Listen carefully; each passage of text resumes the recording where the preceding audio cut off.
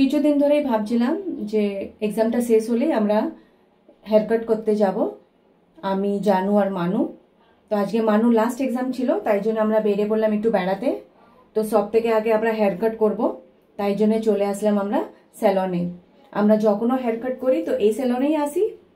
এই স্যালনটা আমাদের খুব পছন্দ, বেশ ভালোভাবে চুল কেটে দেয় আর চুল বেড়েও যায় অনেক তাড়াতাড়ি। এখানে অ্যাপয়েন্টমেন্ট নিতে হয়, কিন্তু আজকে আমরা অ্যাপয়েন্টমেন্ট নিইনি, আমরা সিধে চলে এসেছি। ঢুকতেই তিনজনকেই বসতে বলছিল যে তিনজনেই বসো, কিন্তু আমি বসলে এদের মাপঝাপটা কে দেখিয়ে দেবে কতটা কাটতে হবে কতটা নয়, তাই জন্য আমি বললাম আমি একটু পরে বসছি। তো এদের মাপঝাপটা দেখিয়ে দিচ্ছি আমি। আর মানুষ জন্য কি হেয়ার কাট করবো এখানে ফোনে আমরা খুঁজছি। ওর চুলটা তো জানো একটু কোচকানো, মানে খুবই বিরক্তি লাগে চুল আঁচড়াতে। তো সেই হিসেবে একটা হেয়ার কাট দেখছিলাম।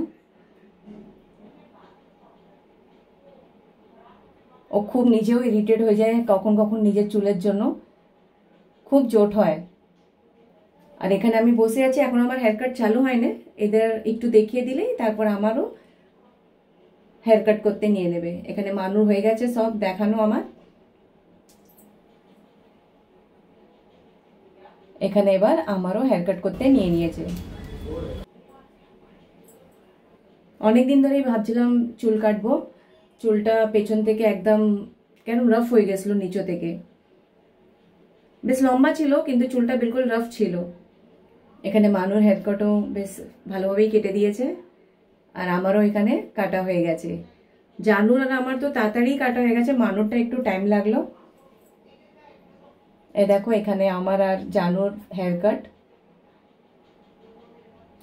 আমি একটু ছোট্ট করেই কাট করিয়েছি এবারে। আর এখানে মানুর লুকটাও বেশ ভালোই এসছে। তিনজনে এখানে রেডি হয়ে গেছি আমরা চুল কেটে। তিনজনকে কেমন লাগছে বলো? এবার আমরা বেরোবো একটু ঘুরতে। তো কোথায় যাব এটা নেক্সট ব্লগে আবার দেখা হবে, দেখতে থাকো।